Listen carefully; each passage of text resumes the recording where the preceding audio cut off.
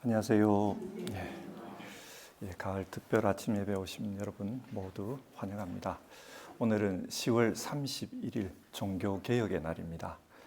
오늘 아침 예배를 드리면서 종교개혁 신앙을 다시 한번 기억하고 현재의 삶을 바른 신앙으로 살아가겠다, 그렇게 다짐하는 우리 모두 되기를 바랍니다.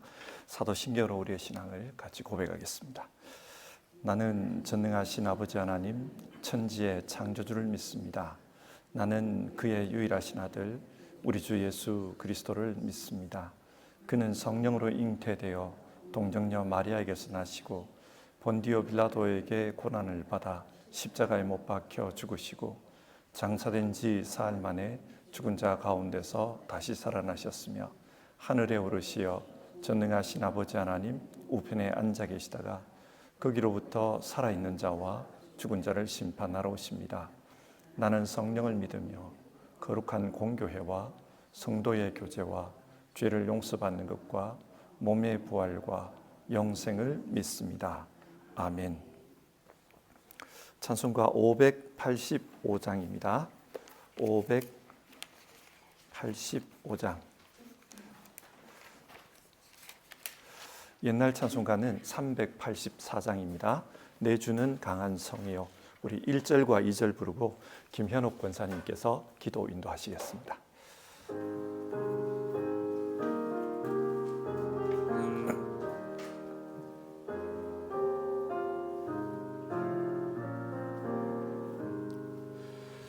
내 주는 강한 성이요 방패와 병기 되시니 큰 환난에서 우리를 구하여 내시리로다. 옛 원수 마귀는 이때도 힘을 써 모략과 권세로 무기를 삼으니 천하에 누가 당하랴.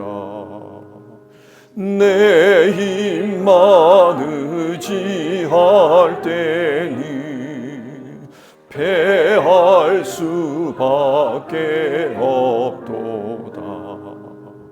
힘 있는 장수 나와서 날 대신하여 싸우네.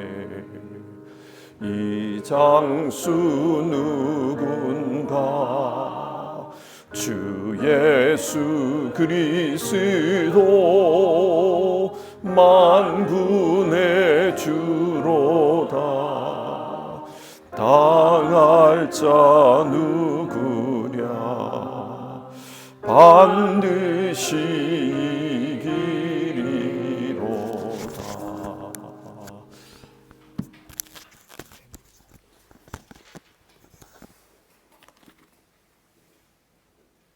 사랑하는 하나님 아버지, 지난밤 저희에게 편안한 쉼을 주시고 귀한 새 하루 주셔서 감사합니다. 주님께서 힘을 주셔서 저희들 이렇게 예배의 자리, 기도의 자리로 나와왔습니다. 감사합니다. 오늘 종교개혁 기념일을 맞이하여서 가을 특별 새벽 기도회를 허락해 주시니 정말 감사합니다. 이 시간을 통하여 저희의 신앙을 돌아보고 하나님께서 기뻐하시는 것이 무엇인지 배우고 깨닫게 되기를 기도합니다. 오직 성경, 오직 은혜, 오직 믿음, 오직 그리스도, 오직 하나님께 영광. 500년 전 주님의 백성들을 깨우치고 돌이키게 했던 이 외침이 오늘 우리의 심령에, 삶에, 이 땅에 다시 한번 새겨지게 하옵소서. 성령님께서 저희의 심령에 빛을 비추사 올바른 진리의 길로 인도하여 주옵소서. 이 시간에도 하나님을 알지 못하는 세상에서는 전쟁과 다툼, 분쟁, 죄와 죽음의 고통이 가득한 것을 봅니다.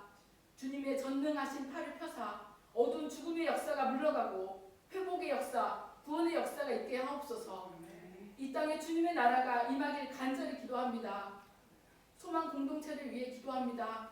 이 시간에도 병상에서 고통스러워하는 분들, 외로움에 힘겨운 분들, 물질의 문제, 진로의 문제로 고민하는 분들이 계십니다. 주님의 손으로 안수하여 주시고 치유하여 주옵소서. 좋으신 주님께서 그 마음을 위로하시고 필요를 채워 주옵소서. 가장 선한 길로 인도하여 주옵소서. 우리 자라나는 유아부부터 불안한 어르신들에 이르기까지 오직 말씀으로 돌아가는, 오직 그리스도로 인한 믿음으로 인한 은혜로 구원받는 그 은혜가 날마다 새롭게 하옵소서. 오직 하나님께 영광 돌리는 교회 되게 하옵소서. 이 시간 김성교 목사님을 강단에 세워주시고 성령 충만케 하사 생명의 말씀을 담대히 선포하게 하옵소서. 저희 함께 기도할 때 성령의 기름 부음을 허락하시고 주님을 만나는 시간 되게 하옵소서. 감사드리며 저희를 위하여 십자가에서 고난 받으신 예수님 이름으로 기도합니다. 아멘.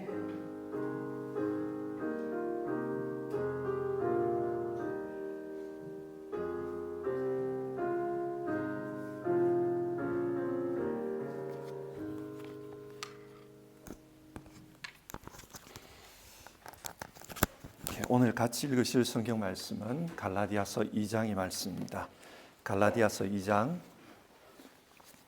15절부터 해서 21절까지 말씀을 교독하겠습니다. 갈라디아서 2장 15절에서 21절입니다.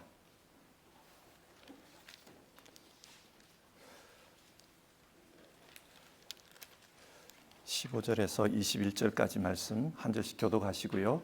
21절은 우리 같이 읽겠습니다. 15절입니다. 우리는 본디 유대 사람이요 이방인 출신의 죄인이 아닙니다. 그러나 사람이 율법을 행하는 행위로 의롭게 되는 것이 아니라 예수 그리스도를 믿는 믿음으로 의롭게 되는 것임을 알고 우리도 그리스도 예수를 믿는 것입니다. 그것은 우리가 율법을 행하는 행위로가 아니라 그리스도를 믿는 믿음으로 의롭다고 하심을 받고자 했던 것입니다. 율법을 행하는 행위로는 아무도 의롭게 될 수 없기 때문입니다. 우리가 그리스도 안에서 의롭다고 하심을 받으려고 하다가 우리가 죄인으로 드러난다면 그리스도는 우리로 하여금 죄를 짓게 하시는 분이라는 말입니까? 그럴 수 없습니다. 내가 흘러버린 것을 다시 세우면 나는 나 스스로를 범법자로 만드는 것입니다.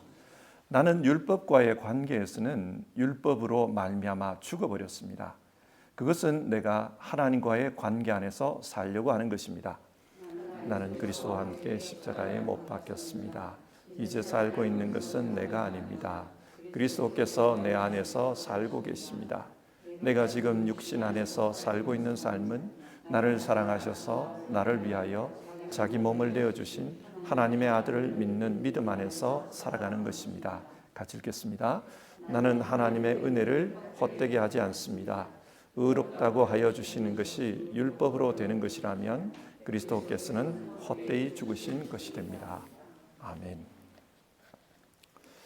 사람들은 역사를 잊은 민족에게는 미래가 없다, 그런 말을 합니다. 역사의 중요성을 강조하는 말입니다. 과거 역사를 모르면 현재에서 과거의 잘못을 또다시 반복하게 됩니다. 그래서 역사가 중요합니다. 그런데 이 말은 민족의 문제에만 해당되는 것은 아닙니다. 신앙의 문제에서도 마찬가지입니다. 역사가 중요합니다. 현대 신학 중에 개약적 율법주의를 주장하는 분들이 있습니다. 이분들은 구원론과 관련해서 행함을 강조하는 분들입니다. 사람이 어떻게 구원을 받는가? 시작은 하나님의 은총으로 시작한다는 겁니다. 하나님께서 은총을 베푸셔서 우리에게 속죄의 길을 열어주셨다, 그렇게 말합니다. 예수님이 우리를 위해 자기를 희생하셨습니다. 그런데 그 속죄함을 받은 후 어떻게 살아가는가? 행함이 중요하다는 거예요. 그래서 마태복음 7장에 나오는 말씀을 아주 강조합니다. 나더러 주님 주님 하는 사람이라고 해서 다 하늘나라에 들어가는 것이 아니다. 하늘에 계신 내 아버지의 뜻을 행하는 사람이라야 들어간다. 이 말씀에 근거해서 하나님 아버지의 뜻을 행해야 한다, 그렇게 주장합니다. 그리고 이것을 구약과 연결시켜서 율법을 지켜야 한다. 그렇게 말하기도 합니다. 만약 이런 행함으로 응답하지 않는다면 그 사람은 구원받지 못한다는 것입니다. 그래서 전체적으로 보면은 결국 어떻게 사느냐, 그 사람의 행위에 의해 구원이 결정된다는 겁니다. 예수님께서 은총을 베푸셨어도 그 은총을 받아들여서 행하지 않으면은 구원받지 못한다. 그런 이야기입니다. 이분들은 우리 개신교회 신학자들입니다. 그리고 이분들은 루터에서 시작된 개신교회의 그 구원론을 비판합니다. 믿기만 하면 구원받는다. 이 주장이 사람들을 잘못된 길로 인도해 왔다는 것입니다. 그러다 보니 하나님을 믿는다 그러면서 삶이 따르지 않는 사람들이 허다하다고 말합니다. 잘못된 구원론을 가르친 결과 세상이 이렇게 되어버렸다. 그렇게 이야기합니다. 여러분, 이분들의 이야기를 어떻게 생각하십니까? 우리는 행함으로 구원을 받습니까? 아니면 믿음으로 구원받습니까? 우리의 정답은 성경에 있습니다. 그래서 성경 말씀을 같이 보겠습니다. 오늘 읽은 갈라디아서는 올바른 믿음이 무엇인지 그것에 대해 말해주는 책입니다. 갈라디아서가 왜 올바른 믿음에 대해서 말하고 있습니까? 먼저 갈라디아서가 기록된 배경부터 좀 생각해 볼 필요가 있습니다. 갈라디아 교회에 다른 복음을 주장하는 사람들이 들어왔습니다. 다른 복음이란 유대주의를 따르는 기독교를 의미합니다. 이들은 구원받기 위해서는 예수님을 믿기만 해서는 안 되고 율법을 지켜야 한다. 그렇게 주장했습니다. 그래서 갈라디아에 있는 이방인 성도들에게 여러분도 할례를 받으십시오. 우리 유대인처럼 되십시오. 그렇게 이야기했던 겁니다. 그러면서 이들은 오직 믿음, 그 믿음으로 구원받는다. 이 믿음을 강조한 바울이 틀렸다고 했습니다. 왜 틀렸다고 했을까요? 다수의 유대인 성도들은 바울이 전한 것처럼 그렇게 신앙하지 않는다는 겁니다. 이 신앙은 유대 사람들에 의해서 퍼지게 됐죠. 그래서 지금 예루살렘에 있는 그 유대 땅에 있는 사람들은 어떻게 신앙하고 있는가? 바울이 전한 것하고는 다르다라는 거예요. 물론 그 유대인 성도님들도 예수님을 믿었습니다. 그러나 일상에서는 여전히 율법을 지키면서 하나님의 뜻을 이루기 위해서 그렇게 살고 있다는 겁니다. 그러므로 이방인 성도들도 율법을 지켜야 한다. 그렇게 이야기한 겁니다. 지금 교회의 다수가 예수님을 믿지만 동시에 하나님의 뜻을 이루기 위해서 율법을 지키고 있습니다. 여러분도 그렇게 믿어야 합니다. 그 이야기를 하는 거예요. 그러면서 이분들이 또 어떤 주장을 했느냐 하면은 예루살렘 교회 입장에서 본다면 바울은 정통 사도가 아니라고 했습니다. 예수님의 가르침을 받은 그런 제자가 아니라는 겁니다. 따라서 바울의 가르침은 정통성이 없다. 그렇게 이야기했습니다. 바울이 뭔가를 잘 모르기 때문에 오직 믿음, 이걸 강조하고 있다는 겁니다. 이런 이야기를 들으면서 많은 갈라디아 교회 교인들이 흔들렸습니다. 과연 어느 게 바른 믿음일까? 어떻게 신앙해야 구원을 얻을 수 있을까? 흔들렸습니다. 그리고 자신들이 배웠던 그 바울로부터 배웠던 그 신앙, 그 복음, 거기에 대해서 의문을 품게 되었습니다. 바울은 이런 소식을 전해 듣고 자신이 전한 복음을 해명하고 변호할 필요가 있다고 생각했습니다. 그렇지 않으면 갈라디아 교회 성도님들 전체가 넘어지겠다. 그래서 갈라디아서를 쓴 겁니다. 그래서 우리는 이 갈라디아서를 보면 바른 믿음이 뭔지, 바른 신앙이 뭔지를 발견할 수가 있습니다. 자, 그러면 바울이 전했던 그 복음은 어떤 내용이었습니까? 오늘 읽은 15절부터 이 복음에 대한 이야기가 나옵니다. 15절을 보면 우리는 본디 유대 사람이요 이방인 출신의 죄인이 아닙니다. 그 다른 복음을 주장하는 사람들의 주장에 따르면 유대 사람은 하나님의 백성입니다. 그렇게 보면 바울 자신은 죄인이 아니라는 거예요. 그러나 16절, 그러나 사람이 율법을 행하는 행위로 의롭게 되는 것이 아니라 예수 그리스도를 믿는 믿음으로 의롭게 되는 것임을 알고 우리도 그리스도 예수를 믿은 것입니다. 유대인도 하나님 앞에 의로울 수 없다는 겁니다. 율법을 행한다고 해서 의롭게 되는 게 아니라고 합니다. 그러면 바울은 무엇을 근거로 이런 주장을 하는 겁니까? 자기가 어떻게 알아요? 율법을 행함으로 의롭게 되지 않는다. 이걸 어떻게 압니까? 자기가 그렇게 살아봤다는 거예요. 바울 자신이 바리새파에 속한 사람이었습니다. 그리고 당대의 가장 유명한 랍비 가말리엘에게서 율법을 배웠습니다. 배운 것에 그친 게 아니라 그 율법대로 살려고 노력했습니다. 그래서 빌립보서 3장을 보면은 율법의 의로는 흠잡힐 데가 없는 삶을 살았다. 그 이야기를 합니다. 겉으로 볼 때 자신은 정말 율법을 충실하게 따랐다는 겁니다. 하지만 자신의 내면이 여기에 대해서 문제 제기를 했습니다. 바울의 양심이 어떤 고백을 했는가?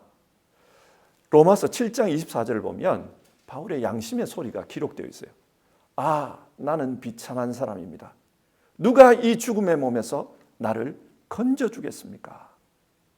바울은 율법을 따라서 살아봤지만 사람들이 겉으로 볼 때는 정말 저 사람은 의로운 사람이다 그렇게 말하지만 자기 스스로 자기 내면은 나는 죽을 수밖에 없는 비참한 사람이다 그렇게 말하고 있었다는 겁니다. 왜 그런 말을 하는가? 바울 자신은 그 당시에 마음으로는 선을 행하기를 원했다는 거예요. 그래서 정말 선을 행하려고 애를 썼다는 겁니다. 그런데 실제로는 어떠했는가? 돌아보니까 원하는 선은 행치 않고 원치 않는 그 악을 행하고 살아가는 자기 모습을 자기가 봤다는 겁니다. 자기 안에서 죄의 법이 자기를 이기는 것을 봤다는 겁니다. 그래서 자기는 비참한 죄인이라고 말을 합니다. 이런 근거에 의거해서 바울은 율법을 행하는 그런 행위로는 절대로 의로워질 수가 없습니다. 그렇게 말한 겁니다. 자, 그러면 어떻게 의롭게 된다고 합니까? 16절입니다. 그것은 우리가 율법을 행하는 행위로가 아니라 그리스도를 믿는 믿음으로 의롭다고 하심을 받고자 했던 것입니다. 율법을 행하는 행위로는 아무도 의롭게 될 수 없기 때문입니다. 바울이 전한 복음은 믿음으로, 그리스도를 믿는 믿음으로 의로워진다는 것이었습니다. 대부분의 종교는 선하게 살라고 가르칩니다. 유대교도 선하게 살라고 가르쳤습니다. 그러나 그렇게 선하게 산다고 해서, 종교적으로 선하게 산다고 해서 신의 기준에 맞게 의로워지는 것은 아닙니다. 유대교에서 가르치는 그런 의로움을 실천했습니다. 그런데 하나님의 기준에 맞는 그런 의로움은 자기 안에 없더라는 거예요. 하나님이 원하시는 그 의는 인간의 노력으로 도달할 수 없는 수준이라는 것을 바울은 깨달았습니다. 그런데 이런 우리를 위해서 하나님께서 주신 방법이 있다는 거예요. 그게 뭐냐? 예수님을 믿는 것입니다. 하나님의 아들 예수님께서 이 땅에 오셔서 우리 인간의 모든 문제를 해결하셨습니다. 죄에 대한 합당한 벌을 주님께서 받으셨습니다. 그러니까 그 예수님 안에서는 이미 죄값을 다 치렀으니까 하나님의 의가 이루어졌다는 겁니다. 하나님은 예수님을 그렇게 의롭게 하신 후에 우리가 그 예수님을 믿으면 우리 역시 의롭다 인정하겠다고 결정했다는 겁니다. 이것이 이신칭의, 믿음으로 말미암아 의롭게 된다. 그겁니다. 이신칭의, 이것은 법적인 선고입니다. 우리가 이 믿음을 가진다고 해서 천사와 같이 되는 게 아닙니다. 하나님과 같이 되는 게 아닙니다. 우리는 여전히 죄인일 수 있습니다. 그런데도 불구하고 하나님께서 우리가 하나님을 믿는 그 믿음이 있음을 보고 우리를 의롭다고 법적으로 선고하셨다는 겁니다. 이게 하나님의 방법이다. 우리를 의롭게 하시는 방법이다. 그렇게 이야기하고 있습니다. 우리는 이 하나님의 의를 믿는 믿음으로 의롭게 됩니다. 그런데 여기서 예상되는 문제가 있습니다. 어떤 문제입니까? 많은 사람들이 생각하기를 그렇게 믿기만 하면 의롭다고 인정받는다고 했는데 의롭다 인정받았으면 이제부터는 아무렇게나 살아도 상관없지 않습니까? 이미 의롭다 인정받았으니까 이제부터는 아무렇게나 살아도 되지 않습니까? 그런 문제가 제기될 수 있다는 거예요. 실제로 그렇게 생각하고 방황하는 사람들도 있습니다. 한국에서 보면 이 구원파가 이런 생각을 가지고 있어요. 구원파 사람들은 이미 의롭게 되었다. 그러므로 이제는 원하는 대로 아무렇게나 살아도 된다. 그런 생각이 있어요. 그러나 여러분 어떻습니까? 바울은 바른 믿음으로 사는 것을 이렇게 설명합니다. 19절인데요. 나는 율법과의 관계에서는 율법으로 말미암아 죽어버렸습니다. 그것은 내가 하나님과의 관계 안에서 살려고 하는 것입니다. 바른 믿음이란 내가 죽는 거라는 겁니다. 그리고 하나님과의 관계 안에서 사는 것이다. 그렇게 말합니다. 여기서 하나님과의 관계 안에서 산다는 게 무엇을 의미합니까? 20절을 보면 다시 한번 설명합니다. 나는 그리스도와 함께 십자가에 못 박혔습니다. 이제 살고 있는 것은 내가 아닙니다. 그리스도께서 내 안에서 살고 계십니다. 하나님과의 관계 안에서 사는 것이란 그리스도께서 내 안에 살고 있는 것이다. 그렇게 설명합니다. 바른 믿음은 삶의 주인이 바뀐 겁니다. 내가 아니라 그리스도께서 내 삶의 주인이 되는 겁니다.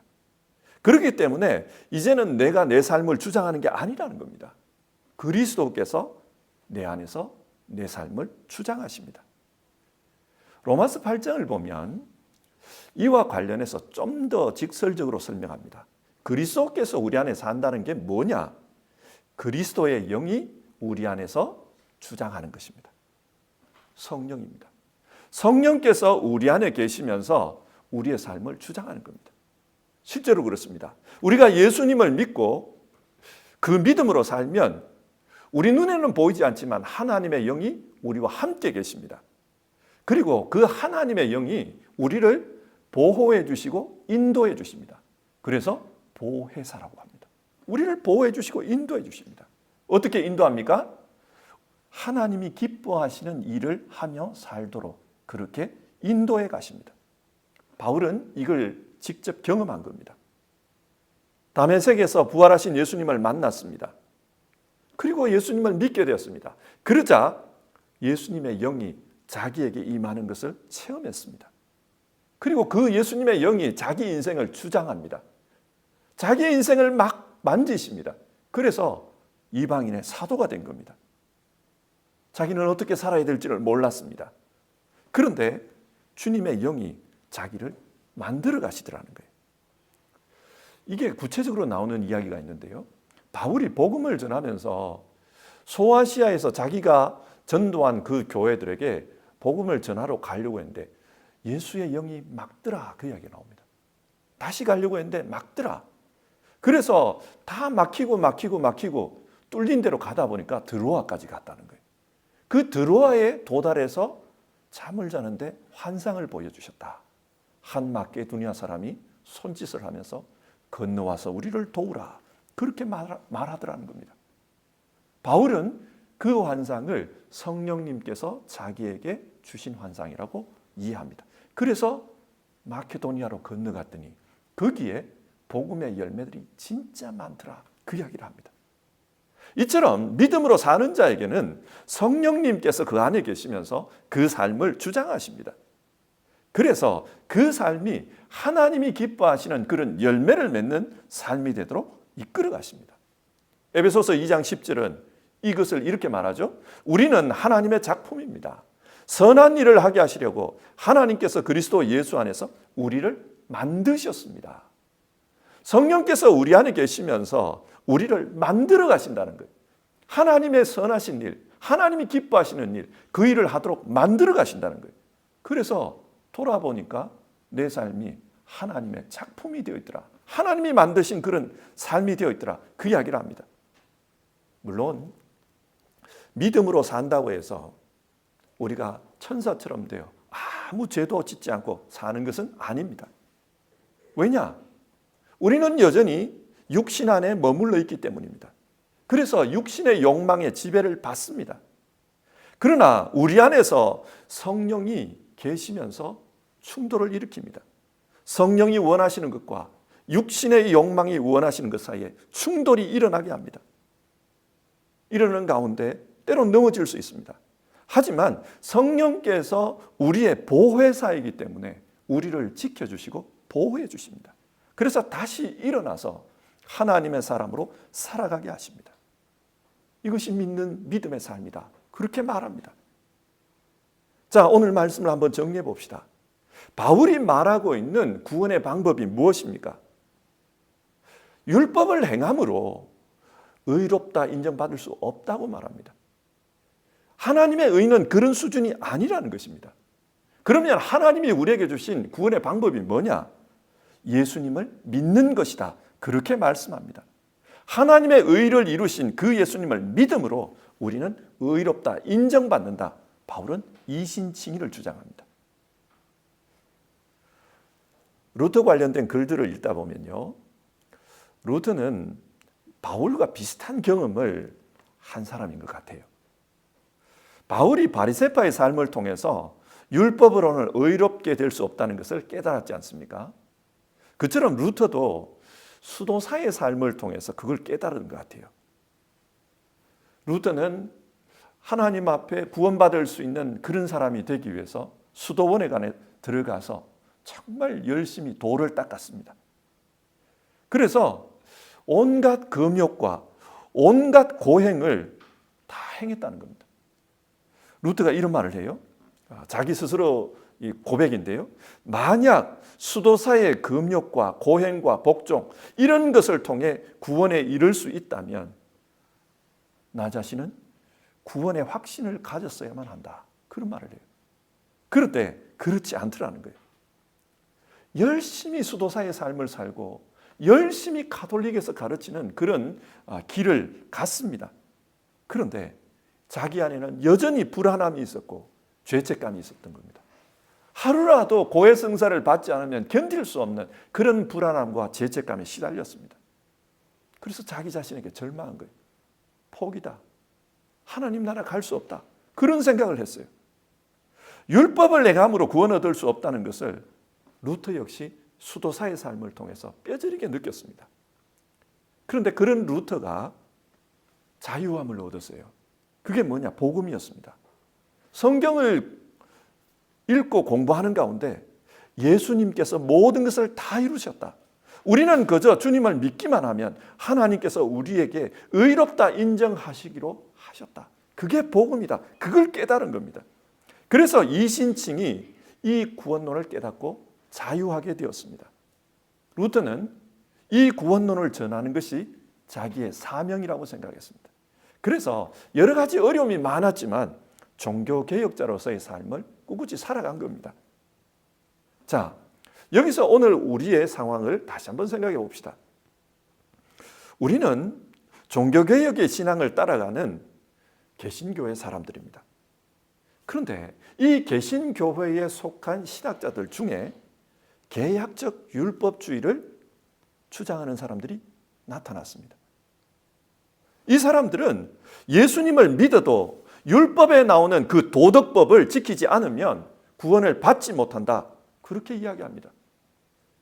그러면서 우리가 예수님을 믿고 나서 어떻게 살아가느냐, 우리의 행함이 우리의 구원을 결정한다. 그렇게 말하고 있습니다. 그래서 행하지 않으면 구원에 이르지 못한다는 거예요. 예수님을 믿어도 구원에 이르지 못한다고 합니다. 여러분, 개혁신앙을 믿고 그래서 개혁교회를 다니는 사람들이, 성경을 연구한 신학자들이 왜 이런 주장을 할까요? 그들은 왜 종교개혁의 신학을 던져버리고 옛날 가톨릭 신학과 비슷한 그런 주장을 다시 하는 것일까요? 참 서글픈 일입니다. 왜 이런 이야기를 할까? 현실이 그렇기 때문입니다. 이분들이 볼 때는 개신교 교인들이 행함이 없는 믿음처럼 보인다는 거예요. 그래서 뭔가 잘못됐다. 믿음으로 구원받았다면 저렇게 살 리가 없는데 왜 저렇게 살까? 이건 뭔가 잘못됐다. 그런 생각을 한 거예요. 사실 이 관점에서 생각해 보면 부끄러운 점들이 많습니다. 우리가 듣고 있는 뉴스 중에, 우리가 읽고 있는 내용 중에, 책들 중에 신앙을 가진 사람들의 부끄러운 이야기들이 얼마나 많습니까? 그래서 행함이 없는 믿음은 가짜다. 행함이 강조되어야 된다. 행함으로 믿음이 드러나지 않는 사람은 구원받지 못한 사람이다. 이렇게 가르치고 또 그렇게 설교하는 교회들이 많습니다. 그러나 여러분, 오늘 우리가 성경 말씀을 살펴보았는데 이신칭의, 이 구원론이 잘못된 것입니까? 성경이 말한 것과 다른 겁니까? 그렇지 않습니다. 이신칭의 이 구원론은 오늘 성경이 말하는 내용 그대로입니다. 그러면 문제는 이 신학이 아니라 다른 데 있다는 것을 알아야 됩니다. 뭐가 문제입니까? 그런 믿음으로 사는데도 열매가 없다는 겁니다. 좀 더 구체적으로 보면은 진짜 믿음으로 살면은 자기 삶의 주인이 바뀌어야 됩니다. 내 안에 내가 주인이 아니라 그리스도께서 주인이 되셔야 합니다. 그리고 그 사람 안에 성령의 역사, 성령의 주장하심이 나타나야 합니다. 그러면 성령의 열매가 맺힐 수밖에 없습니다. 성령의 열매가 없다는 것은 삶의 주인이 바뀌지 않았다는 것을 의미합니다. 구체적으로는 성령의 인도하심보다 육체의 욕망을 쫓아서 살아가는 것을 더 좋아한다는 것입니다. 세상 사람들은 성공하기를 원합니다. 그리고 잘 되기 위해서 부단히 노력합니다. 이것 자체가 나쁜 것은 아닙니다. 그러나 성공 그것을 목적으로 하면은 믿음으로 살기는 어렵습니다. 세상에서 성공하기 위해서는 효율적인 삶을 살아야 합니다. 세상에서 성공하기 위해서는 경쟁에서 이기기 위한 삶을 살아야 합니다.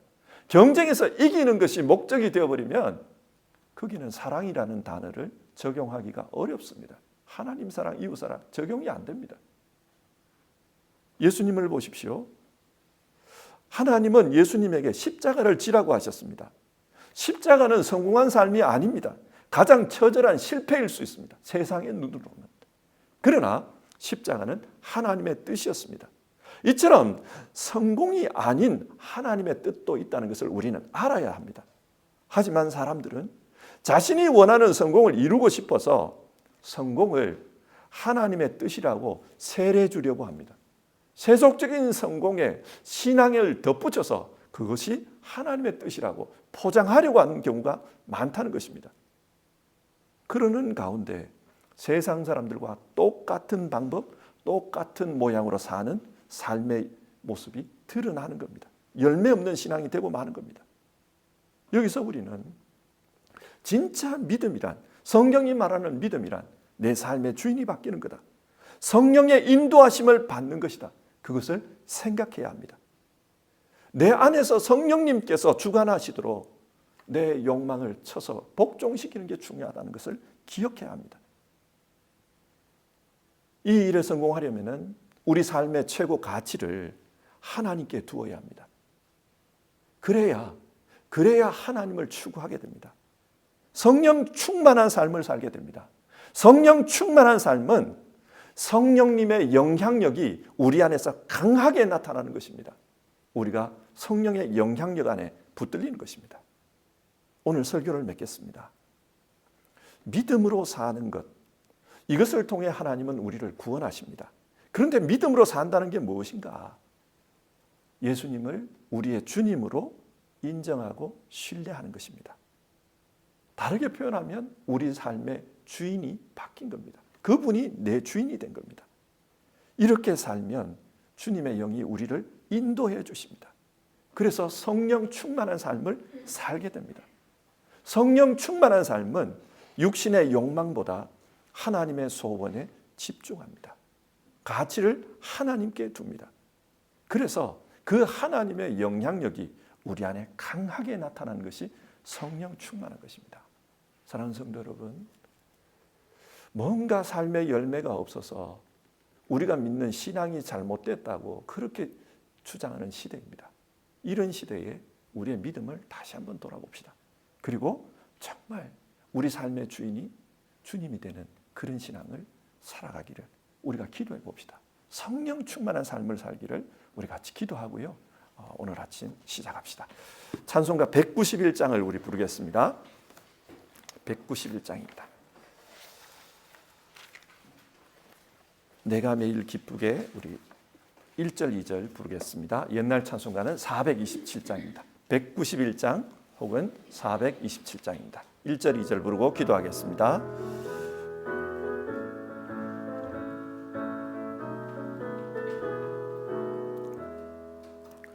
내가 매일 기쁘게 순례의 길 행함은 주의 발이 나를 안보함이요 내가 주의 큰 복을 받는 참된 비결은 주의 영이 함께함이라 성령이 계시네 할렐루야 함께 하시네 좁은 길을 걸으며 밤낮 기뻐하는 것 주의 영이 함께 함이라 전에 죄에 빠져서 평안함이 없을 때 예수 십자가의 공로 힘입어 그 발 아래 엎드려 참된 평화 얻음은 주의 영이 함께함이라 성령이 계시네 할렐루야 함께하시네 좁은 길을 걸으며 밤낮 기뻐하는 것 주의 영이 함께함이라. 자, 우리 같이 기도하겠습니다. 두 개의 카테고리로 기도하겠습니다. 하나는 개인의 삶이고 하나는 교회입니다.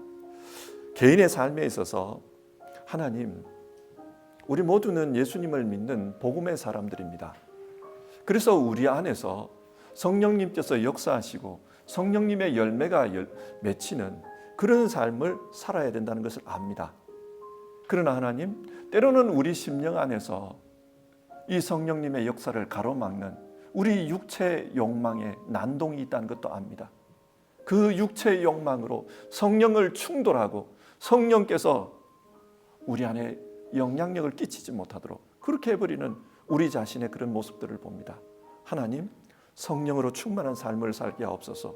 하나님의 소원을 내 가치로 여기고 살게 하옵소서. 우리가 그런 기도 제목으로 기도했으면 좋겠습니다. 성령 충만한 삶을 살게 하옵소서. 우리 그렇게 기도했으면 좋겠고요. 두 번째로 우리 시대의 교회, 또 작게는 우리 교회를 생각하면서 기도했으면 합니다. 하나님, 이 신칭이 성경이 가르치는 이 복음보다 정말로 행함으로 살려고 하는, 행함으로 살아야 된다는 그런 가르침들이 하나님 힘을 얻어가고 있습니다. 하나님, 이 신교회 안에서 많은 이들이 그렇게 주장합니다. 하나님 도와주시옵소서. 우리 시대의 신학이 바로 서게 하옵소서. 그리고 하나님, 바른 신학 위에서 바른 믿음의 길을 갈 수 있도록 도와주시옵소서. 오직 믿음, 이 가르침을 하나님 기억하고 살아가는 교회 되게 하옵소서. 그리고 믿음의 열매를 맺는 교회 되게 하옵소서. 우리 그런 기도 제목으로 같이 기도해 보겠습니다.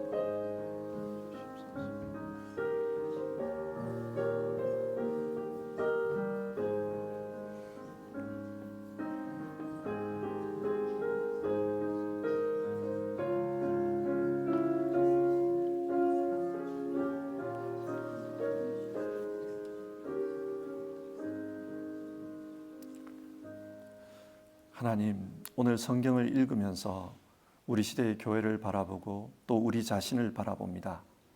하나님, 우리 시대의 교회가 복음의 중요성을 생각하기보다는 어떻게 살아야 되는가, 그 삶의 문제에 많이 집착하고 있는 것을 봅니다. 그러다 보니 이 신층이 이 복음은 몰라도 교회 가면은 이렇게 예배하면 된다, 교회 가면 이렇게 봉사하면 된다, 이렇게 하면 교회 성도가 되는 것이다, 그런 가르침만 횡행하는 것을 봅니다. 우리 시대의 설교가 헌금과 봉사는 많이 강조하지만 예수 그리스도의 그 구원에 대해서는 많은 이야기를 하지 않는 것을 보고 있습니다. 하나님 아버지, 우리 시대의 신앙이 성경으로 돌아갈 수 있기를 바라고, 또 오직 믿음, 우리가 역사를 통해서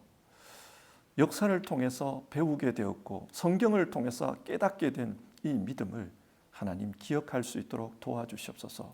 우리가 이 믿음에서 소홀해져 버리면 또다시 중세와 같은 그런 모습들이 우리에게 나타난다는 것 우리가 잘 압니다.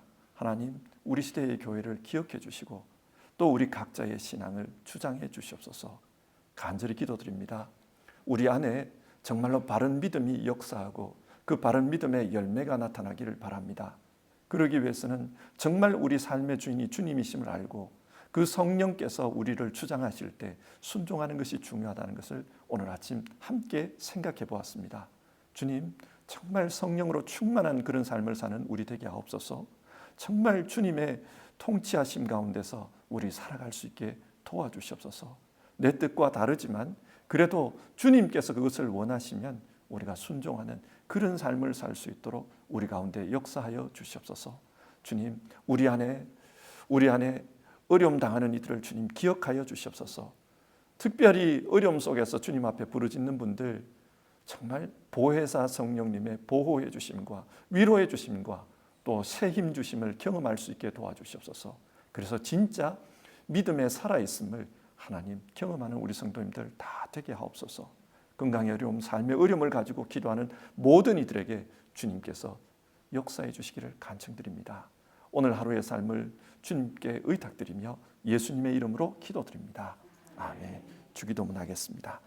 하늘에 계신 우리 아버지, 아버지의 이름을 거룩하게 하시며 아버지의 나라가 오게 하시며 아버지의 뜻이 하늘에서와 같이 땅에서도 이루어지게 하소서. 오늘 우리에게 일용할 양식을 주시고 우리가 우리에게 잘못한 사람을 용서하여 준 것 같이 우리 죄를 용서하여 주시고 우리를 시험에 빠지지 않게 하시고 악에서 구하소서. 나라와 권능과 영광이 영원히 아버지의 것입니다. 아멘.